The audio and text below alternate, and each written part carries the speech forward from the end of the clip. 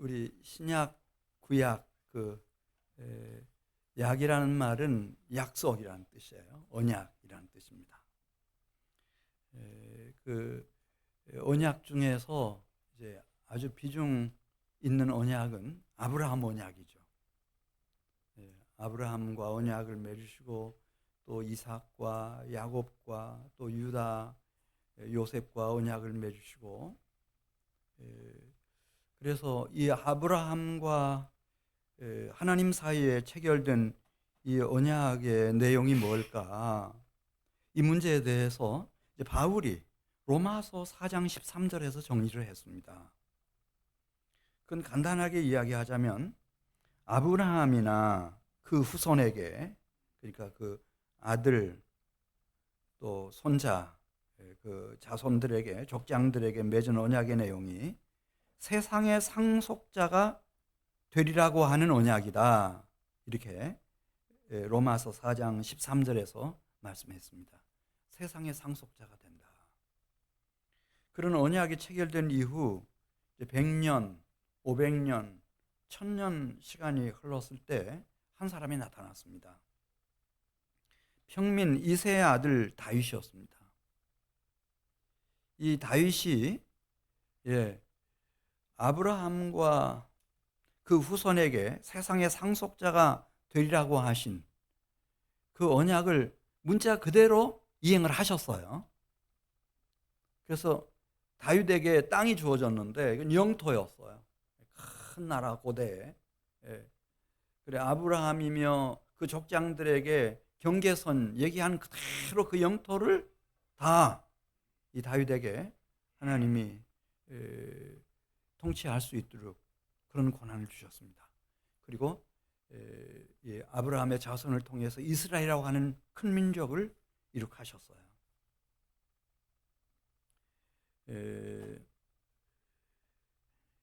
이 경험 속에서 오늘 시편 18편 1절에 있는 말씀 보면 이 여호와 하나님은 다윗에게 누구였나 이렇게 썼습니다. 나의 힘이신 여호와여 내가 주를 사랑하나이다. 물론 다윗 자신도 대단한 사람이죠. 소년이었을 때 블레셋 나라의 가장 힘 있는 적장 골리앗을 이 물맷돌 하나로 쓰러뜨린, 그래서 이 전세를 이스라엘의 승전으로 바꿔버린 대단한 용사였어요. 그리고 다윗은 유다 나라와 통일 이스라엘의 가장 강력한 왕이었죠. 그 휘하에는 기록에 의하면 100만 대군, 100만이 넘는 그런 아주 유능한 장수들과 장군들과 군대들이 있었습니다. 근데 다윗은 그걸 깨닫습니다. 정말 중요한 힘은 어디로부터 온다? 용사인 나 자신으로부터 나오는 것도 아니고, 내가 유다 이스라엘 나라의 왕이 됐기 때문에 그 왕권으로부터 나오는 것도 아니고, 휘하의 100만 대군 군사력으로부터 나오는 게 아니구나. 하나님으로부터 진정한 힘이 나온다. 그래서 1절에 이렇게 썼습니다. 오늘 시편 18편 1절입니다. 나의 힘이신 여호와여 내가 주를 사랑하나이다. 이 하나님께로부터 나오는 힘이, 이게 이 능력이 대단한 거였습니다. 그래서 자기가 생각해봐도 그분 앞에서 자기는 왕이긴 왕이지만은 왕이랄 게 없습니다. 너무 누추한 겁니다. 그래서 이분의 통치를 받들어야 되겠다. 그래서 평생을 주님을 사랑하면서 살아갔더니 어떤 일이 일어났는지 시편 18편 2절에서 얘기합니다.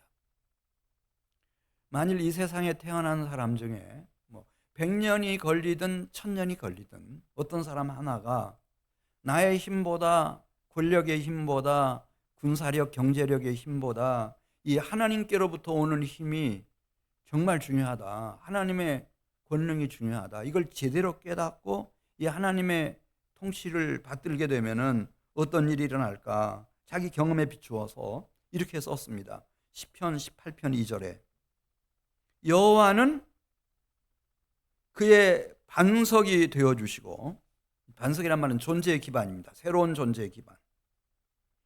그리고 위기를 만났을 때 피할 수 있는 요새 피난처가 되어주시고, 그리고 겹겹이 포위되고 이제 정말 어려움에, 결정적인 어려움에 처했을 때 거기서 나를 건져주시는 분이 되어주시고, 아브라함의 하나님, 이삭의 하나님, 야곱의 하나님일 뿐만 아니라 나의 친하나님이 되어주시고, 그리고 아무도 나를 찾아내지 못하도록 나를 안전하고 깊이 숨겨주시는 피할 바위가 되어주시고, 모든 화살 하나 실수 없이 다 막아내시는 방패가 되어주시고, 나의 구원의 뿔, 여기 뿔이라는 것은 힘을 말합니다. 능력이 되어주시고, 나의 산성이 되어주신다. 이 산성이란 말은 예루살렘 성을 여러분 생각하시면 됩니다. 도성입니다. 나라를 주님께서 주시는데, 물론 이 나라는 새하늘, 새 땅, 거룩한 성, 새 예루살렘 성까지 연결되는 그런 도성입니다. 그걸 주실 수 있는 분이시다. 여러분, 그런데 그러면 다윗은 어찌하다가 이 세상에 태어나서 70년 살았거든요. 그런데 용사인 나 자신의 힘도 아니고, 왕의 권력도 아니고, 군사력도 아니고, 어떤 경제적인 힘도 아니라 하나님으로부터 오는 힘, 이 능력, 이것이 중요하다고 하는 것을 어떻게 깨닫게 되었을까? 시편 22편 6절 가서 보면 나옵니다. 우리는 이 세상에 와서 이렇게 거짓되고 또 속이면서 살 수도 있고, 또 교만하게 살 수도 있고, 아주 악독하게 사악하게 살 수도 있겠습니다. 그런데 다윗이 살아가는 동안에 정말 가련한 때가 있었습니다. 자기가 자신을 봐도 너무 가련한 거예요. 그리고 자신도 전혀 예상치 못한 허물과 심각한 죄 가운데 빠져들었어요. 이 죄를 지자마자 오늘 이 시편 18편 표제문에 나오는 것처럼 모든 원수들이 막 들고 일어나는 거예요. 심지어 장인이었던 왕 사울까지 자기 죽이려고, 자식 압살롬까지. 이걸 감당할 수가 없어요. 그 대적들 앞에서. 그러니까 다윗이 가장 약했을 때, 그 다음에 입에 붙이지도 못할 그런 수치스러운 허물과 죄 가운데 빠졌을 때, 그걸 빌미로 막 참소하는 자인 악령과 귀신들이, 이 사탄 마귀가 벌떼처럼 일어나가지고 자기를 압제하고 학대하고 죽이려고 했을 때, 그때였습니다. 그때 우리 시편 22편 6절을 가서 보겠습니다. 시편 22편 6절. 그때 자신이 자신을 바라볼 때 이건 사람이 아닙니다. 그래서 다윗은 자기 자신을 뭐라고 그랬죠? 벌레라고 했습니다. 어린 아이들이 벌레를 가지고 장난치고 막 이렇게 하지 않습니까? 그런 것처럼 나는 사람이 아니요 벌레입니다. 이렇게. 자, 6절 같이 읽습니다. 나는 벌레요 사람이 아니라. 사람들이 다윗을 비방거리로 삼습니다. 조롱거리로 삼습니다. 다윗을 비웃습니다. 입술을 비죽거립니다. 머리를 흔들며 조롱합니다. 그런 일을 다 당했습니다. 그러면서 시편 22편 15절에 가서 보면은 힘이 다 빠져나가서 자기 몸뚱이 하나 일으킬 기운도 없어요. 그걸 시적으로 이렇게 표현했습니다. 15절에 내 힘이 말라붙어서 질그릇 조각 같았다. 질그릇에 무슨 힘이 있고 질그릇에 무슨 생명이 있어요? 내 힘이 말라 질그릇 조각 같고, 내 혀가 어디에 달라붙었다고 그랬어요? 입천장에 달라붙은 거예요. 그리고 느껴요. 이 무덤 속에 들어갔다가 또 나왔다가 이렇게. 그래서 이렇게 말합니다. 주께서 또 나를 죽음의 진토 속에 두셨나이다. 죽은 것 같은 나를 질질 끌어다가 십자가 위에다가 못을 박아요. 내 수족에다가. 손에도 큰 대못을 받고 발목을 모아가지고 거기도 큰 못을 받고 그리고 벗겨진 속옷 겉옷을 가지고 제비를 뽑고 있어요. 그때 심정은 이 시편 22편 1절에 잘 나와 있어요. 엘리 엘리 라마 사박다니 나의 하나님 나의 하나님 어찌하여 나를 버리셨나이까. 그때였어요. 그때 자기 대단하게 생각했거든요. 자기가 왜 모르겠어요. 그런 총명한 다윗이 자기만한 용사가 없죠. 근데 자신의 그 용맹함이라고 하는 것이 힘을 못 써요. 전혀 힘을 못 써요. 자기가 왕이지만은 휘하에 100만 대군이 있지만은 여러분 아시는 것처럼 이스라엘 전 역사 속에서 다윗만큼 강한 왕은 없었어요. 중동의 패권국의 최고 통치자였으니까. 근데 그게 다 무의미한 거예요. 이 죽음 앞에서, 죄 앞에서 아무런 힘이 없어요. 아무 힘이 없어요.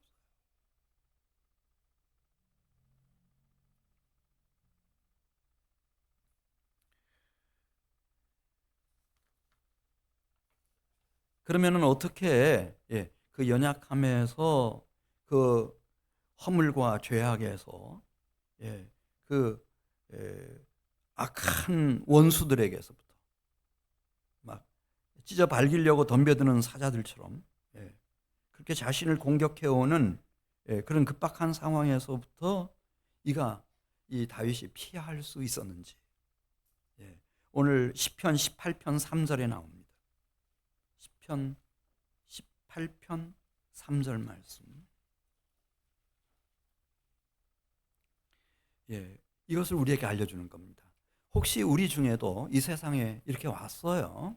근데 인생을 나름대로 잘 산다고 살아나갔는데 만일에 내가 이렇게 가련한 인생인지 벌레 같다. 내가 생각해봐도 내가 너무 많은 허물과 죄악의 수렁에 빠졌구나. 그리고 나를 멸하려고 덤벼드는 이 원수들의 세력이 너무도 막강하고 엄청나구나. 이제 끝났구나. 내가 여기서부터 어떻게 탈출할 수 있고 벗어날 수 있는지. 다윗은 그걸 발견한 거예요. 그때 우리 시편 18편 3절을 읽으면서 생각해 보겠어요. 어떻게 피난처를 찾아냈는지. 3절입니다. 내가 찬송을 받으실 여호와께 아뢰리니 내 원수들에게서 구원을 얻으리로다. 아멘. 이 원수들에게서 구원을 받을 수 있는 피난처를 어떻게 찾았는지 3절 말씀하잖아요. 여호와께 아뢰었다는 거예요. 지금 내가 얼마나 가련한 신세인지, 나에게 얼마나 많은 허물과 죄악이 나를 덮고 있는지, 그리고 원수들이, 이 악한 대적들이 나를 멸하기 위해서 어떻게 우는 사자와 같이 덤벼드는지, 어떻게 내 모든 기운이 다 사라졌는지, 내가 지금 무덤 속에 들어왔다 나왔다 하고 있는지, 이거를 다 말씀을 드렸다는 거예요. 18장 4절입니다. 다 말씀드립니다. 4절. 무슨 줄이 나를 얽고 있어요?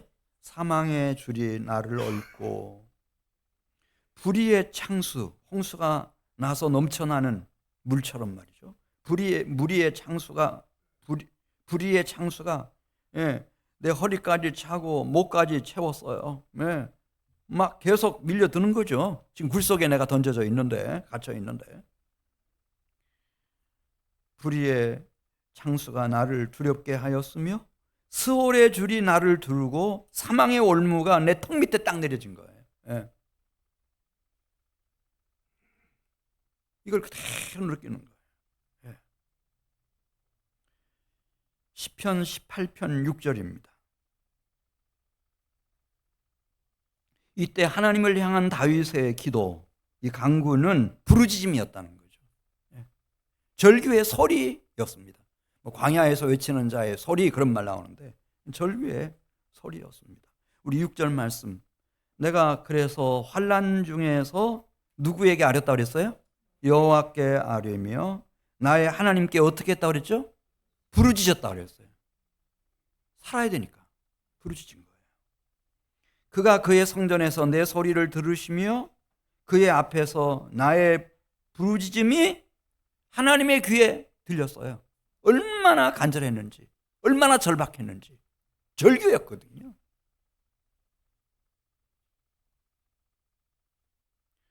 그래서 시편 17편 7절에 보면 마침내 여호와께 피한 거예요.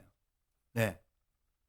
이게 이제 영적인 세계의 일이어서 이게 무슨 뭐 어떻게 하나님께 피하나 이렇게 생각할지 모르지만, 네, 하나님은 살아계셔서 이렇게 목숨을 걸고 부르짖는, 하나님을 찾는, 절규하는 이 다윗을 주님께서 기억해 주셔요. 7절 말씀 같이 보겠습니다. 주께서 주께 피하는 자들을 그 일어나 치는 자들에게서 오른손으로 구원하시는 주여, 주의 기이한 사랑을 나타내소서. 나를 눈동자같이 지키시고 주의 날개 그늘 아래 감추사 내 앞에서 나를 압제하는 악인들과 나의 목숨을 누리는 원수들에게서 벗어나게 하소서.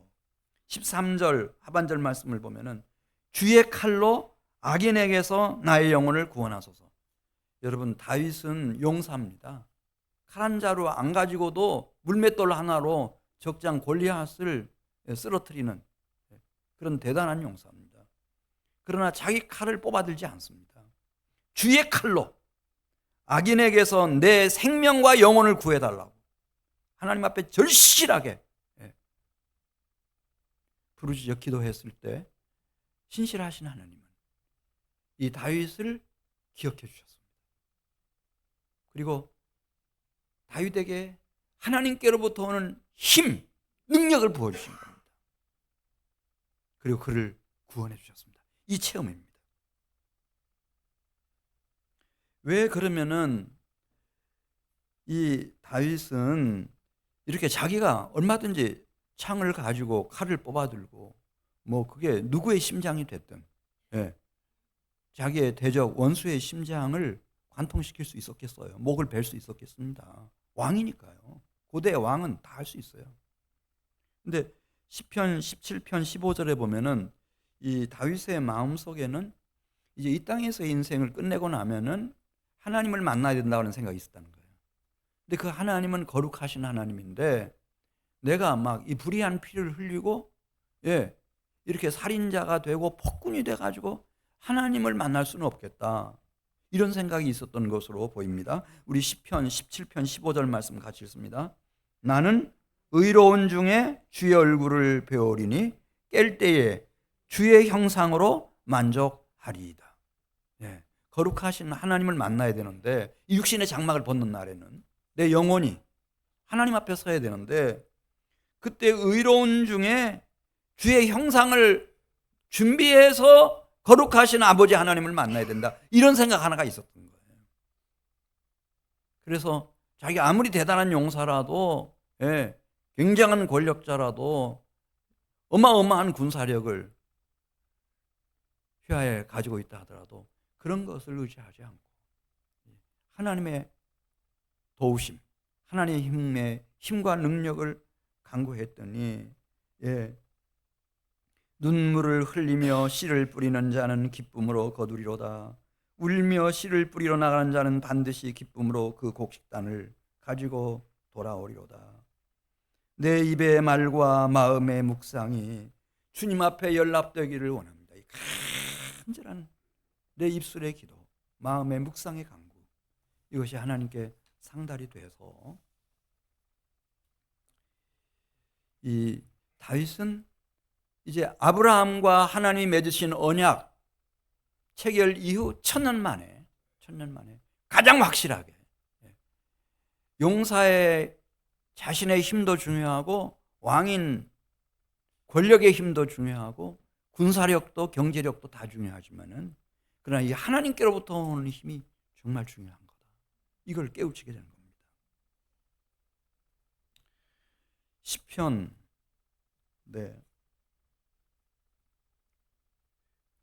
이런 생각을 가졌던 분이 또 있죠. 나사렛 예수라고 하는 분이었습니다. 그분이 겟셋마네에서 체포될 때였어요. 너무 부당하게 예수님을 체포하니까 제자 중에 베드로라고 하는 제자가 칼을 뽑아들고 제사장의 종을 쳤어요. 귀가 그 칼에 맞아서 떨어졌습니다, 바닥에. 그때 예수님이 베드로를 꾸짖으시죠. 내 칼을 도로 칼집에 꽂으라. 칼을 가지는 자는 다 칼로 망하느니라. 그러면서 너는 내가 내 아버지께 구하여 지금 12군단 더 되는 천사를 보내시게 할 수 없는 줄로 아느냐. 내가 만일 그렇게 하면 이런 일이 있으리라 한 성경이 어떻게 이루어지겠느냐. 그러면서 그는 끝까지 하나님의 말씀, 하나님의 뜻, 하나님의 언약의 말씀을 쫓아서 갑니다. 그래서 체포당했고 불의한 재판이었지만 재판을 받았고 십자가에 처형됐습니다. 그러고 난 이후에 하나님의 힘과 능력이 그를 죽은 자 가운데서 3일 만에 다시 일으켜 세우심으로써 하나님 보좌 우편에 그를 앉혀놓으심으로써 그리스도의 시대가 열렸습니다. 그런데 그 그리스도 예수가 오시기 1000년 전에 다윗은 이 하나님께 소망을 두었고 하나님을 신뢰했고 그래서 하나님 앞에 기도하며 나아갔을 때 하나님이 놀라운 일을 행하신 것입니다. 우리 시편 18편 16절 말씀 가서 보겠습니다. 하나님의 심판을 청구했던 다윗, 그리고 끝까지 하나님의 판결을 믿음으로 기다리는 이 다윗에게 하나님은 어떻게 그를 만나 주셨는지 시편 18편 16절입니다. 그가 높은 곳에서 손을 펴사 나를 붙잡아 주시며 많은 물에서 나 다윗을 건져내셨도다. 할렐루야. 하나님이 인자를 베푸시고 그에게 구원의 역사를 이루어 주신 것입니다. 시편 18편 32절 말씀. 하나님이 은혜로 그를 도우시는데 어떻게 도우셨나? 이 하나님이 힘으로 내게 띠띠우시며 내 길을 완전하게 하시며 나의 발을 암사슴 발같게 하시며 나를 나의 높은 곳에 세우시며 내 손을 가르쳐 싸우게 하시니 내 팔이 놋화를 당기도다. 35절입니다. 또 주께서 주의 구원하는 방패를 내게 주시며 주의 오른손이 나를 붙들고 주의 온유함이 나를 크게 하셨나니 내 걸음을 넓게 하셨고 나를 실족하지 않게 하셨나이다. 37절입니다. 같이 읽습니다. 내가 내 원수를 뒤쫓아가리니 그들이 망하기 전에는 돌아서지 아니하리이다. 내가 그들을 쳐서 능히 일어나지 못하게 하리니 그들이 내 발 앞에 엎드러지리이다. 이 거짓되고 교만하고 이 악한 대적과 원수들을 하나님께서 이 다윗 앞에 다 거꾸러지게 만드셨습니다. 우리 시편 18편 39절 말씀입니다. 39절. 주께서 나를 전쟁하게 하시려고 능력으로 내게 띄우사 일어나 나를 치는 자들이 내게 굴복하게 하셨나이다. 다 다윗에게 굴복하게 만들어 주셨습니다. 40절입니다. 시간 관계상 시편 18편 14절로 가겠습니다. 그래도 만일에 이 다윗에게 도움이 필요하다 그러면 하나님이 직접 개입하십니다. 시편 18편 14절 말씀 보겠습니다. 하나님께 피한 이 다윗을 하나님 잊지 않으십니다. 그를 붙잡으실 뿐만 아니라 끝까지 만일 다윗이 어떻게 할 수가 없어요. 예를 들어 사울, 하나님의 기름 부음을 받은 종이죠. 자기 장인이죠. 왕이죠. 자신은 그의 신하였거든요, 원래. 그래 어떻게 다윗을 어떻게 할 수가 없어요. 그럴 때는 어떻게 하는지 시편 18편 14절 보겠습니다. 그의 화살을 날려 그들을 흩으시며 많은 번개로 그들을 깨뜨리셨도다. 15절. 이럴 때에 여호와의 꾸지람과 콧김으로 말미암아 물밑이 드러나고 세상에 터가 나타났도다. 그러니까 뭐 바닷속에다가 무슨 피난처를 요새를 마련해 놨다 하더라도 그거 다 들추어내서 다 멸하시고 뭐 땅 기초까지 다 드러내신다. 그래서 완전하게 하나님의 은혜로 구원을 받도록 그렇게 만드시는 거예요. 다윗은 그걸 알았어요. 우리가 정말 정직하고 성실하게 여호와 하나님께 피하면, 술 마신다든지 뭐 이 일탈을 한다든지 이 세상 향락에 취한다든지 막 그런 거 말고, 세상적인 방법 말고 제대로 여호와 하나님께 피하면 하나님께서 그 사람을 책임지시고 당신의 권능의 오른손으로 붙잡으시고 인자와 은혜로 끝까지 구원해내신다. 완전한 구원으로 이끌어내신다. 그래서 시편 18편 1절 나의 힘이 되신 여호와여 이렇게 고백할 수 있었던 겁니다.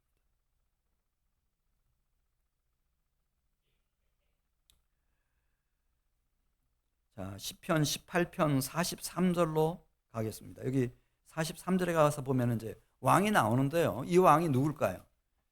다윗 왕일까? 근데 다윗 왕은 아니에요. 또 한 사람의 왕, 다윗의 자손으로서의 또 한 사람의 큰 왕, 기름 부음을 받은 왕을 소개하고 있어요. 이분 정말 중요한 분이라는 거죠. 예. 우리 시편 18편 43절 보겠습니다. 주께서 나를 백성의 다툼에서 건지시고 여러 민족의 으뜸으로 삼으셨으니 내가 알지 못하는 백성이 나를 섬기리로다. 다윗은 애굽을 통치했나요? 수리아나 뭐 소아시아나 헬라나 로마를 통치했어요, 다윗이? 아니에요. 다윗은 그냥 이스라엘의 왕이었어요. 근데 지금 시편 18편 43절 이하에 나오는 왕은 여러 민족의 으뜸인 왕이에요. 네. 그리고 알지 못하는 백성들이 이 왕을 섬길 거예요. 계속 봐요. 45절 44절입니다. 44절 그들이 내 소문을 들은 즉시로 내게 청종하며 이방 나라들이 내게 복종하리로다. 이방 나라 백성들뿐만 아니라 후에 태어날 그 자손들이 쇠잔하여 그 견고한 곳에서 떨며 다 이분 앞으로 나올 거예요. 오세아니아 주 어느 섬나라가 됐든 뭐 아메리카 대륙에 사는 사람이든 아시아 대륙에 살든 대전에 살든 어느 곳에 살든 이대로 가다가는 쇠잔해에서 멸망받고 말겠구나 이렇게 깨달은 사람 중에 거짓된 사람 말고 교만한 사람 말고 사악한 사람들 말고 정직하고 진실해서 나는 안 되네. 내 실력 가지고 내 능력 가지고 안 되네. 내 재산, 내 재력, 내 권력 가지고 안 되네. 내 휘하의 군대들 가지고 안 되네. 이렇게 깨닫고 여호와 하나님께 피하는 사람들이 막 전 세계에서 일어난다. 이분이 누군지 사도행전 2장에 보면은 오순절날 사도들을 대표해서 설교했던 베드로라고 하는 사도가 그렇게 사도행전 2장 30절 이하에서 썼어요. 다윗의 시편을 인용을 해요. 다윗이 왕이었으니까. 다윗의 시편을 인용하면서 이렇게 써요. 다윗은 선지자였다는 거예요. 사실은 그 선지자의 그 영성, 그런 정신을 가진 사람이었다는 거예요. 그래서 하나님이 이미 맹세하사 다윗의 자손 중에서 한 사람을 그 왕위에 앉으리라 하심을 미리 봤다는 거예요. 선지자들은 미리 보는 사람이 선지자거든요. 그래서 앞으로 일어날 일을 백성들에게 알려주는 거죠. 그리고 어떻게 하나님께로 돌아가야 되는지, 하나님 말씀대로 살아야 되는지를 알려주는 사람인데, 그러면서 이 사람이 바로 죽은 자 가운데서 다시 살아난, 너희가 십자가에 못 박아 죽였지만은 하나님의 3일 만에 다시 살려내신 그리스도 예수시다. 이렇게 딱 얘기해요. 이분이 왕이에요. 큰 왕, 큰 왕. 그래서 이 아기 예수가 태어났을 때 저 이방 나라에서, 동방이라고 하는 곳은 이방 나라예요. 이스라엘 아니에요. 동방 박사들이 와가지고 예루살렘에 찾아와서 유대인의 왕으로 나신 이가 어디 계시는가? 우리가 그분의 별을 보고 그분을, 그 왕께 경배하기 위해서 왔다고. 마태복음 전체의 가장 중요한 주제가 유대인의 왕이에요. 돌아가실 때도 유대인의 왕 나사렛 예수였어요. 근데 이분이 살아계실 때 직접 말씀하셨어요. 진실로 너희에게 이르노니 여기 서 있는 사람 중에 죽기 전에 인자가 그 왕권을 가지고 오는 것을 볼 자들도 있느니라. 그 왕권, 큰 왕권을 말해요. 영원한 왕권이에요. 그러더니 이분이 부활하신 후 제자들을 만나는 자리에서 이렇게 공포하셨어요.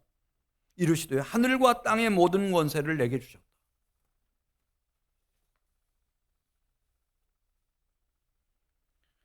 자, 시편 18편 50절로 가겠어요. 시편 18편에서 요절이 이제 1절도 요절이고 50절도 요절이에요. 이게 쌍괄식처럼 그렇게 돼 있어요. 네. 50절은 좀 기억해 놓으셔야 돼요. 여호와께서 그 왕에게 큰 구원을 주시며, 그 왕은 지금 쭉 다윗이 얘기한 땅 끝까지 통치하실 그 왕입니다. 영원 무궁토록 통치하실 큰 왕이십니다. 여호와께서 그 왕에게 큰 구원을 주시며 기름 부음 받은 자에게 인자를 베푸시며, 기름 부음 받은 자라는 말이 히브리어로 따라서 하세요. 메시아, 그리스어로 그리스도. 기름 부음 받은 자에게 인자를 베푸시며 영원토록 다윗과 그 후손에게로다. 이 다윗이라는 말은 여기서는 왕 다윗보다는 이 큰 왕 앞에서 하는 얘기니까 이름의 의미를 살리면 좋아요. 사랑받는 자. 그러니까 아브라함 이후 1000년 만에 아주 정직한 영혼 하나가 태어난 거예요. 그래, 내 힘 가지고 안 되네. 왕의 권력 가지고 안 되네. 군사력으로 안 되네. 이 세상 재력으로 안 되네. 하나님의 힘이 아니면 안 되네. 이렇게 깨달았던, 그래서 하나님께로 피했던, 그래서 하나님의 사랑받는 자, 하나님의 심판을 청구하고 하나님의 판결의 때를 끝까지 기다려서 이 하나님의 힘과 능력의 역사하심이 무엇인지를 자기의 생애 속에서 증명해 보였던 사랑받는 자, 그리고 그 후손, 그 길을 따라오는 후손들에게 영원토록 이 주님의 통치, 주님의 나라가 임할 거예요.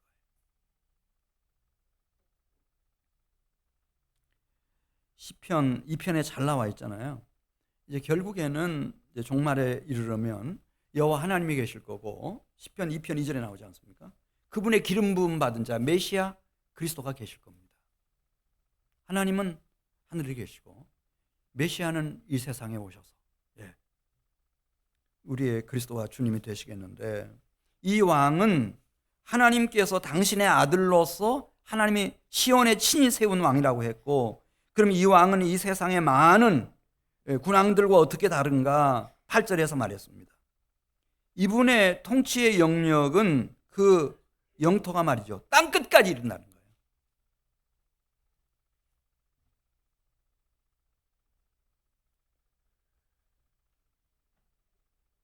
그리고 이분의 통치는 영원할 겁니다. 그 얘기를 시편 2편에서 쭉 쓰고 있습니다.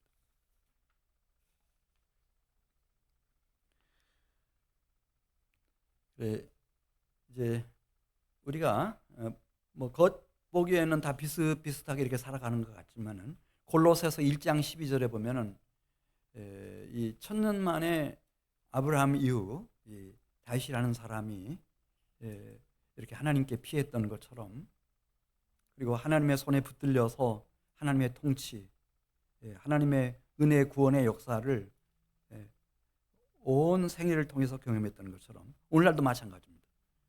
다윗이 예언했던 그 큰 왕이 오셨습니다. 바로 그분은 메시아 그리스도이신데 이분을 찾는 사람들이 있습니다. 그리고 나를 따라오라고, 너는 나를 따라오라고 계속 부르고 계시기 때문에, 물론 때로는 연약할 때도 있고 가련한 인생을 살 때도 있고 뭐 허물과 죄악의 구렁텅이 속에서 헤맬 때도 있고 하지만은, 그러나 언젠가는 일어나 가지고 자꾸만 이 주님을 따르는 이 사람들을 골로새서 1장 12절에서 성도라고 부릅니다. 성도. 골로새서 1장 12절을 우리 한번 같이 읽겠습니다. 그리고 이 성도들에게는 무엇이 약속되어 있죠? 우리 12절 같이 읽습니다. 우리로 하여금 빛 가운데서 성도의 기업의 부분을 얻기에 합당하게 하신 하나님께 감사하게 하시기를 원하노라. 따라서 하세요. 성도의 기업. 성도의 기업이 있습니다. 이 다윗의 기업이지 않습니까? 그러니까 다윗도 다윗 왕조를 이뤘을 뿐만 아니라 그 자손 가운데서 다윗의 자손, 기름 부음을 받은 자가 일어나서 그리스도의 나라를 이룩한 것처럼 우리도 마찬가지입니다. 우리도 만일 이 성도의 반열에 제대로 딱 서서 하나님의 능력의 비밀을 알고 하나님의 통치를 받들기 시작하면은 기업, 성도의 기업이 있는데, 그러면 그 성도의 기업이 뭐냐? 13절에서 아주 정확하게 말씀했습니다. 이건 아주 중요한 구절입니다. 골로새서 1장 13절. 성도의 기업이 뭔지 보겠습니다. 이건 이 땅에 뭐 조그만 나라에 뭐 권력자가 되고 그런 게 아니고, 자, 골로새서 1장 13절을 같이 읽습니다. 그가 우리를 흑암의 권세에서 건져내주시는 은혜, 그리고 그분의 사랑하는 아들의 나라로 옮겨주시는 은혜, 그 아들 안에서 우리에게 속량 죄사함의 은혜를 베풀어 주시는 은혜. 베드로 사도는 베드로전서 2장 9절에서 이것을 우리를 보배롭고 정귀한 하나님의 자녀된 백성 삼으시는 거라고 했습니다. 베드로전서 2장 9절. 너희는 택하신 족속이 되고 왕같은 제사장들이 되고 거룩한 나라가 되고 그분의 소유된 백성이 되는 거다. 이 기업이 있다는 거예요. 기업. 그런 이 기업을 받은 사람들은 죽어봐야만 정말 이것이 내 기업인지 알 수 있나? 그거 아니고 시편 22편 26절 가서 보면은 지금 알 수 있다는 거예요. 시편 22편 26절 가서 보면은 같이 읽습니다. 겸손한 자는 먹고 배부를 것이며 여호와를 찾는 자는 그를 찬송할 것이라. 여기 겸손한 자, 여호와를 찾는 자 같은 의미예요. 이 세상에는 거짓되고 교만한 자들 많아요. 이건 내 책임 아니고 내가 그 원인 제공을 했다, 이렇게 생각을 하면서, 근데 그런 세상에서 이 다윗처럼 정말 온유하고 겸손하신 예수님처럼 겸손한 자의 심령으로 사는 자들, 먹고 배부를 것이며 그래서 여호와를 피난처로 찾는 자들 찬송을 부르게 되겠는데, 왜 그런가 하면 그 다음에 말합니다. 이 사람들의 속사람인 마음, 양심 포함해서 심령, 영혼 포함해서 그 속사람, 너희 마음은 영원히 살지어다, 이런 말씀이 나와요. 그러니까 이게 눈에는 안 뜨이는데 받은 사람만 아는 겁니다. 내 마음이, 내 심령과 영혼이 부흥이 일어나요. 하나님이 주시는 기쁨으로, 하늘 기업으로, 하나님이 주시는 힘과 능력으로 내 속에서 마음과 심령과 영혼이 부흥이 일어나요. 그리고 영원히 살찐이라 그랬어요. 이런 사람들은 나이가 들어도요 흐리멍텅해지지 않아요. 또렷해요. 하나님의 사랑하는 아들의 나라에 대한 기업의 소망이 또렷하죠. 돌아가시는 날도요 이런 분들은요 또렷해요. 마음과 심령과 영혼이 살아있어요. 장례식 치르는데도 똑같아요. 화장했는데도 똑같아요. 영원히 죽지 않아요. 영원히 죽지 않아요. 그런 심령의 부흥, 영혼의 부흥, 영원히 살지니라. 이 은혜가 임하는 거예요. 이게 있어요. 그래서 다윗은 나의 힘이 되신 여호와여 내가 주님을 사랑합니다. 하나님의 힘과 능력이 아니면 이걸 할 수가 없어요, 여러분. 공부한다고 되는 거예요. 자기가 결심한다고 되는 거예요. 하나님의 영으로 되는 일. 그리고 시편 22편 27절을 보겠어요. 27절 보면 결국 역사라고 하는 것은 다른 출구가 없어요. 이분밖에 안 계시는 거예요. 큰 왕 그리스도. 이분밖에 없어요. 그래서 시편 22편 27절에 보면은 땅의 모든 끝이 이분에게로 돌아가요. 모든 나라 모든 족속이 다 이분을 경배하고 이분 앞에 엎드리게 될 거예요. 시편 22편 29절 말씀 보겠어요. 세상에 와가지고 크게 성공하고 부자고 풍성하게 살고 그런 사람이나 또 진토 속으로 지금 끌려 들어가는 사람이나 그 누구라도 이분의 통치권에서부터 벗어날 수 있는 사람은 없어요.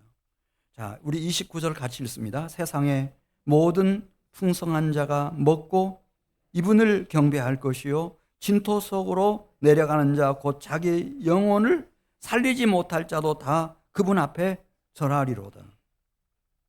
그리고 30절을 가서 보면은 미래 세대는 어떻게 될 것인가? 내 자손 중에 만일 5대 손이 태어난다고 하면 어떻게 될 것인가? 10대 후손이 태어난다고 하면 어떻게 될 것인가?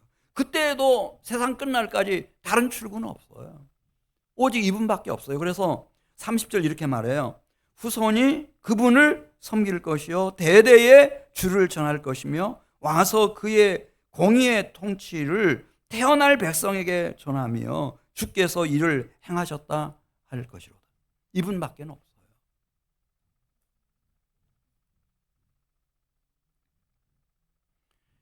이세 아들 다윗은 그분을 이 세상에 와서 미리 바라봤다는 거죠. 베드로가 그걸 증하는 거예요. 미리 봤다는 거예요. 그래서 다윗은 이제 왕으로서 수호를 예루살렘으로 이렇게 천도를 하고 거기 하나님의 언약궤를 모실 때였어요.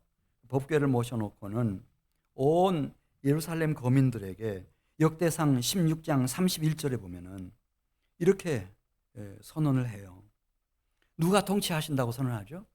나 다윗이 통치한다. 이건 다윗의 나라다. 짐의 나라다. 이렇게 했어요? 짐이 국가다. 이렇게 했어요? 아니에요. 역대상 16장 31절 말씀 보면 하늘은 기뻐하고 땅은 즐거워하며 모든 나라 중에서는 이르기를 누가 통치하신다 할지로다. 이게 이제 역사가 가는 방향이에요. 여호와가 통치하신다. 다윗이 시편 중에 73편 사실은 더 많이 썼어요. 제가 이렇게 시편 연구해 보면은 더 많이 썼어요. 근데 딱 명시적으로 다윗의 시다 이렇게만 한 것이 73편인데 그 시편 중에 마지막 시편인 시편 145편 12절에 보면은 위대한 선언을 해요. 온 이스라엘 백성들을 향하여 이렇게 선언합니다. 놀라운 선언입니다. 주의 나라는 영원한 나라이니 주의 통치가 대대에 이르리로다. 주의 나라는 영원한 나라이니 이 세상에 영원한 나라가 없거든요. 주의 나라밖에 없는 거예요. 영원한 나라이니 주의 통치는 대대에 영원무궁에 이를 거다. 그러고 난 후 1000년 이상의 시간이 흘렀죠. 근데 하늘에서부터 화답송이 막 들려와요. 하늘에 있는 천군 천사들이 이 다윗의 찬양에 대한 화답, 우리 한민교회 성가대도 이렇게 하나님 앞에 찬양을 올리면 막 이 천사들의 이 화답송이 막 온 교회 안에 가득했으면 좋겠어요. 요한계시록 19장 6절 하반절에 천사들이 어떻게 화답하는지 아세요? 할렐루야 주 우리 하나님 곧 전능하신 이가 하시도다. 우리가 즐거워하고 크게 기뻐하며 그에게 영광을 돌리세. 할렐루야. 우리 주 하나님이 통치하십니다. 한 가지 부탁만 드리고 마치도록 하겠습니다. 저희가 이제 밀려서 여기까지 왔잖아요. 계룡로를 중심으로 생각해 보면 많이 밀려왔어요. 가끔씩 이제 저희 교회 방문하시는 분들은 목사님 왜 이렇게 교회가 작아졌어요? 답답하기도 하고 옛날 교회는 시원하고 막 그런데 왜 그러느냐고. 그다음 교인들도 이러면서 막 얘기하는 거예요. 그래 마음이 아프기도 하고 그렇지만은 기도할 때 이렇게 막 하나님 앞에 기도할 때 새벽에 기도할 때 보면 막 이 가슴이 벅차는 거예요. 가슴이 벅차. 야, 이 대한민국에 뭐 수만 교회가 있다 하지만은 이 한민교회 같은 교회가 있을까? 원래는 우리가 땅을 사가지고 학교를 지어야 돼요. 중학교도 짓고 고등학교도 짓고 거기 교직원도 다 모집을 해서 페이도 다 지불하고 학생 모집도 다 하고 그래야 되는데 이 한민교회는 그냥 나가면 교정중학교고 교정고등학교. 그리고 어떻게 된 건지 제가 가면 학생들도 안녕하세요 교장 선생님 그렇게 저한테 인사를 해요. 교직원들도 얼마나 친절한지 모르겠어요. 그냥 우리 한민교회는 그것도 주차하면 되잖아요. 그렇게 잘해줘요. 거기 제가 인사 갔더니 그 교장 선생님이 남자 교장 선생님 잘생긴 교장 선생님이었는데 저희들 여기 이사 올 때 우리 교회가 후원했던 김진방 선교사님 그 처남되는 분이 목회하시는 갈마감리교회 장로님이셨어요. 그러니까 그 목사님이 저를 만나더니 얼마나 막 그렇게 막 깍듯하게 막 그렇게 하는지 또 자기 그 장로님이라고요 교장 선생님 좀 한민교회 좀 도울 일 있으면 적극 도와드리라고 참 귀한 교회라고 막 이렇게 한번 만났는데 막 그렇게 띄워주셔가지고 비행기 타는 줄 알았죠 저는. 그래 교정중학교 생각하면 교정고등학교 생각하면 이 수천 명이에요 학생들이. 이걸 우리가 이제 황금어장이라고 하는데 가끔씩 그런 경우들이 있어요. 그래서 근데 그게 안 되니까 이제 학교들을 세우잖아요. 초등학교도 세우고 교회가 중학교도 세우고 고등학교도 세우고 대학교 세워본들 복음화율이 그렇게 높지는 않아요. 근데 그렇게 돼 있어요. 그렇게 돼 있고 여기 숭어리샘 무슨 상가를 지어놓고 작년 6월달에 준공을 했는데 잘 분양도 안 되는 것 같고 어려움이 많으시겠다 이렇게 생각을 했는데 아니 다이소라는 게 들어오더라고요. 이 다이소가 한국 다이소는 외국 다이소하고 달라요. 그러니까 이름은 일본 회사 명칭인데 그 한때 막 이 반일 감정 일어나고 할 때 일본 사람들이 그 주식을 다 한국 사람한테 다 팔아버렸더라고요. 그러니까 전체 주를 한국 사람이 다 가지고 있어서 이걸 이용하면은 이렇게 다이소 선전해 주는 거예요, 제가. 이게 수익금이 일본으로 안 가. 한국 사람한테 다 가는 거예요, 다 가. 뭐 그러고 저러고 하여튼 그래서 제가 다이소 가봤잖아요. 다이소 갔더니 막 다이소에 막 사람들이. 근데 졸다가 운전하다가 들어오면은 그냥 한민교회 주차장으로 들어오게 생겼어요. 다이소하고 우리하고 거리가 구분이 잘 안 돼요. 담도 아주 막하게 만들어가지고 어디가 어딘지 잘 구분이 안 돼요. 그 사람들. 교회네? 졸고 왔는데 하나님이 인도하시면 혹시 이제 앞으로 성도로 부르심을 받을 사람들은 그러면서 차에서 주차해놓고 내려가지고 여기 들어와 보죠. 근데 이 교회가 우리 한민교회 성도 여러분들이 유초동부부터 시작해서 실버대학까지 이게 하나님의 교회다. 그리고 지금 우리는 시기적으로 너무 중요한 때에 우리가 여기 지체로 있어서 이 그리스도의 통치, 그리스도의 나라, 그리스도의 몸된 교회를 세워가는 일에 우리가 이제 우리의 때가 왔다 이렇게 생각을 하고 자리에서 일어날 때도 막 여기저기 지저분하게 막 그렇게 해놓고 가는 게 아니라 다 정리정돈 깔끔하게 하고 우리 사역자 팀에서도 항상 정말 은혜로운 복음성가, 그냥 하루 24시간 이렇게 울려 퍼지듯이 이렇게 하고, 그 다음에 막 교회 안에서 막 소란하게 얘기하고 잡담하고 막 그렇게 하지 마세요. 일단 여기 교회 들어오면은 우리는 누구를 생각해야 되는가? 하나님 아버지를 생각해야 돼요. 어르신들은 가끔씩 보면은 뭐 편안한 마음으로 뭐 인사도 나누고 하지만, 그런 인사는 가급적이면은 식당에서 하신다든지, 예, 밖에서 인사 나누시고, 여기 들어오면은 성경을 읽으시든지 기도를 하시든지 찬양을 따라 하시든지 그렇게 하셔야 돼요. 그렇게 하고 이제 처음 왔던 분이 1층에 무슨 본당이 있네? 1층에 본당 있는 교회가 없거든요. 그리고 여기 왔어요. 본당 구경하기 위해서 왔는데 그냥 머리를 조아리고 기도하다 보니 편안한 마음으로 기도가 됐어요. 기도가 잘 됐어요. 나가려고 하는데 마침 우리 중고등 학생 청소년 중에 한 사람이, 혹은 청년 중에 한 사람이, 뭐 집사님 중에 한 분이 이렇게 내려오다가 만났습니다. 그때 어찌 오셨습니까? 이렇게 묻지 마세요. 그건 예의가 아닌 거예요. 교회인 줄 알고 그분 오셨어요. 환영합니다. 할렐루야. 한번 해보세요. 환영합니다. 잘 오셨습니다. 그러면서 2층에 가면은 조용한 카페에 있는데 오셨으니까 차 한잔하고 가시죠. 음료수 한잔하고 가시죠. 우리 임미라 간사님 어디 계셔요? 임미라 간사님은 이제 정말 그 카페도 정리정돈도 잘하고, 꽃꽂이 하는 우리 집사님들이 꽃꽂이도 거기 예쁘게 해놓고, 그렇게 해서 누가 모시고 오든지 거기 들어가서 편안하게 음료라도 한 잔 대접해서 이렇게, 그리고 이 교회에 대해서 궁금한 거 질문할 때 우리가 정말 밝은 표정으로 친절하게 잘 대답해드리고, 그 다음에 안녕히 가시라고, 여기 밖에까지 나와도 그렇게 먼 거리 아니에요. 안녕히 가시라고 공손하게 인사하고, 그러면 금방 느껴요. 여기 교회 하나가 있네? 여기 진짜 교회 하나가 있네?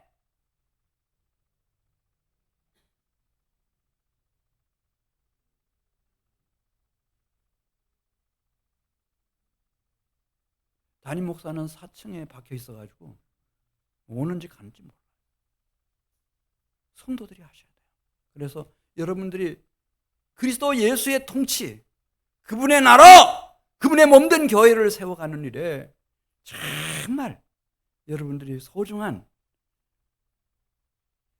안내원이 되셔서 교회를 잘 소개하고 그리스도의 통치를 그들에게 알려주고 주님의 나라로 그들이 돌아올 수 있도록 하는 일에 다 역할들을 해주시길 바라요. 이제는 누구 한 사람만 쳐다볼 수가 없어요. 그러기에는 시간이 너무 다급해요. 절대 여기 금요일 날 구제할 때 받기 위해서 오는 한 사람이라도 우리가 표정 하나라도, 말 한마디라도 정말 따뜻하게, 이건 교회나 다르구나. 그래서 그분들을 그리스도의 통치와 그리스도의 나라로 인도할 수 있도록, 이런 사람들은 하나님이 나에게 맡겨주신 내 사랑하는 소중한 가족들도 인도할 것이고, 또 친구들도 인도할 것이고, 여기 이제 새로운 아파트에 입주하는 사람들도 이 사람들에 의해서 다 교회가 소개되고 그리스도의 통치가 전해지고 주님의 나라가 그들의 심령과 생애 속에 임하는 겁니다. 여러분, 우리 같이 기도드리겠습니다. 하나님 아버지, 감사합니다.